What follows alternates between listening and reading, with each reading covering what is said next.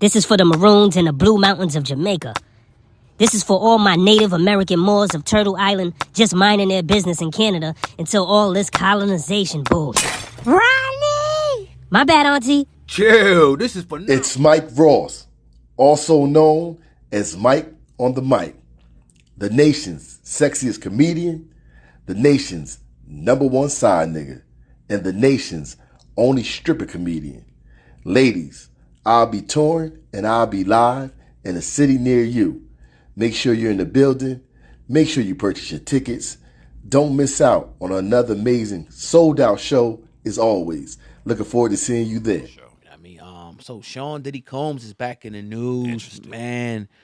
His lawsuit has been withdrawn, and him and the liquor company Diego have ended their relationship. Now, Diddy, as you once known, was one of the main proponents and marketers of Ciroc vodka, followed by the Leon tequila. Now, Ciroc has probably, in my opinion, been the biggest, vodka, the most popular vodka, I should say. I'm not sure if it was top selling over the last 15 years. Yeah. I mean, Diddy really did his thing to make that company, go through the roof. They have now severed ties, so he no longer has any ownership in the Leon tequila or Ciroc vodka. Now, a lot of people were saying, or speculating that the reason why he caught all these different cases and whatnot, in particular the Cassie case, is because he tried to sue them for racial inequality when it came to his two liquor brands. So what do you think, man? Diddy no longer the owner of the prize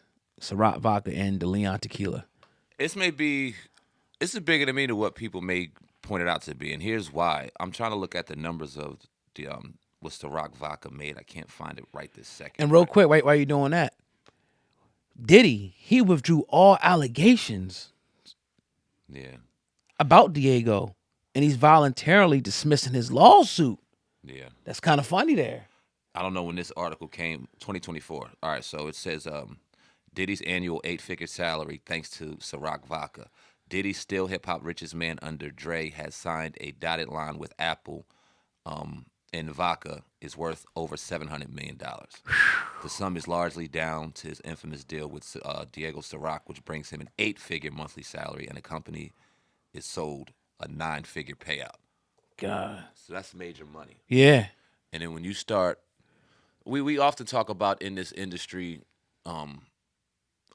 gatekeepers and people in play that will definitely dangle your life and your career on the line. And this kind of feels like one of them things. When you come out and start talking about racism, you start talking about inequality, when they paying you that kind of money, they will find ways to shut you the hell up.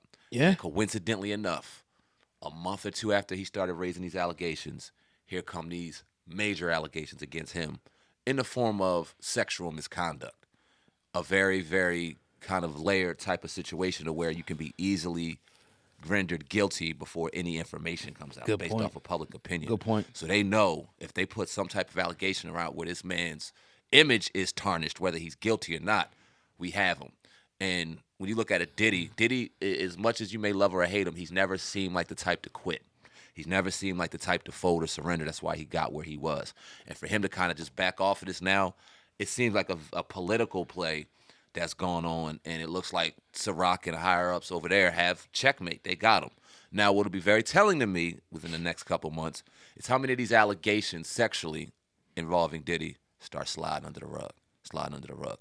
If we see less and less about that, and more getting back to normal when it comes to Diddy, and more normal conversations that come to Diddy, and then we see Diddy start showing his face again, this had more to do with it than we realized. But until then, I'm going to play the wait-and-see approach. But in my opinion, this directly correlates to the allegations that we see right here, and there's more involved than we know.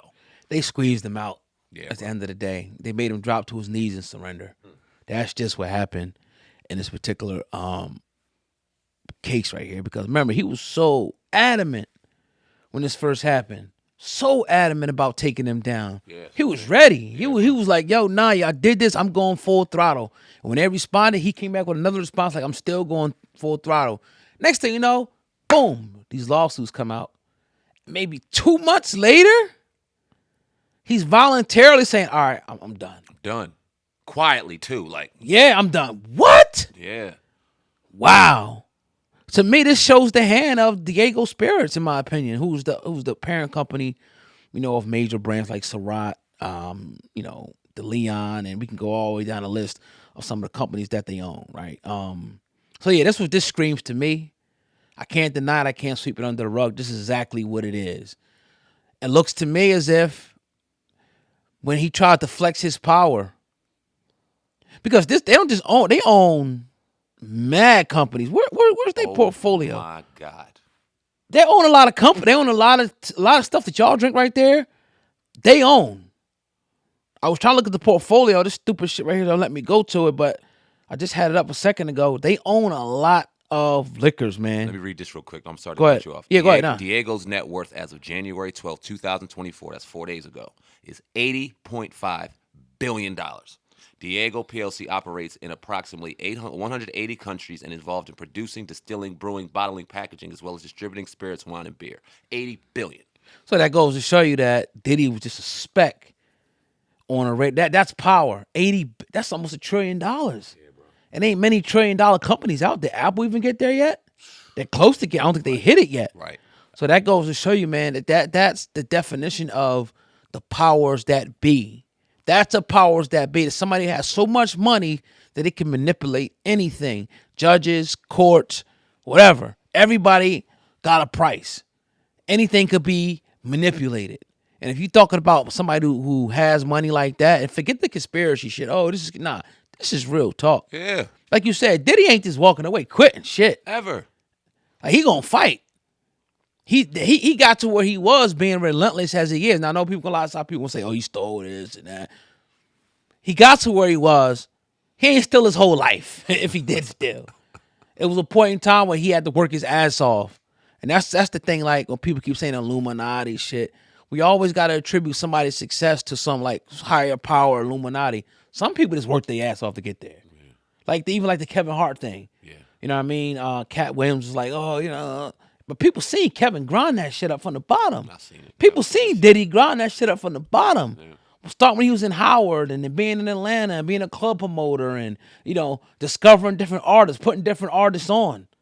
Right? Mm-hmm. So, yeah, at the end of the day, man, this is, see, that's why sometimes you just got to wait and see and wait. And the first person that brought this up was who? Andrew Wyatt.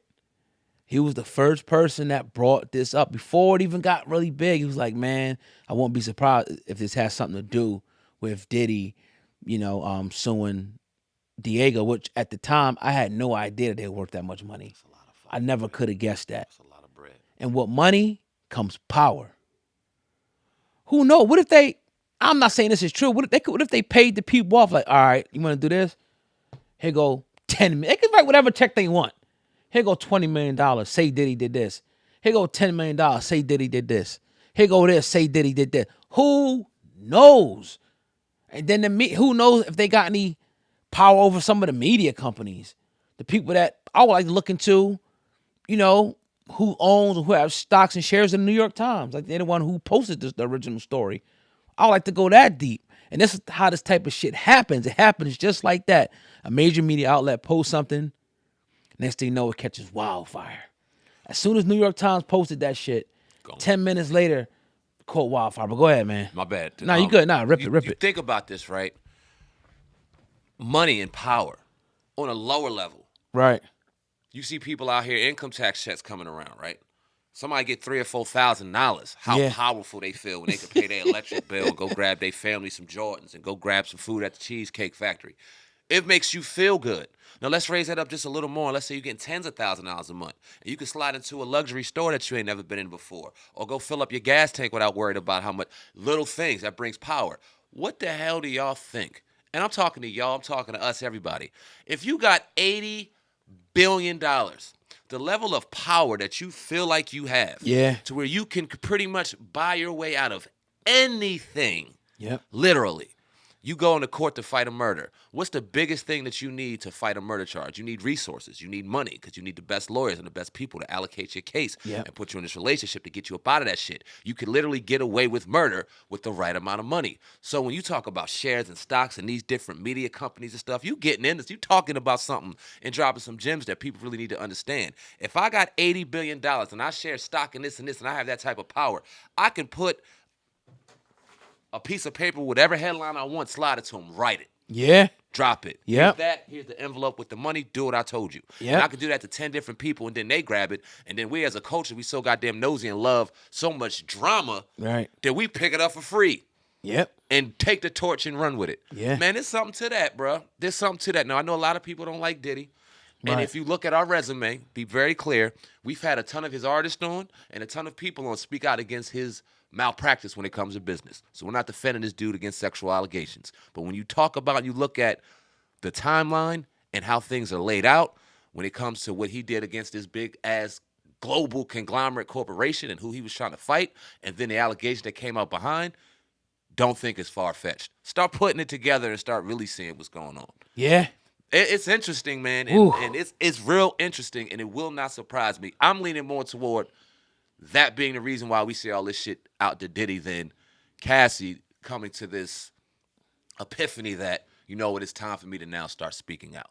Right.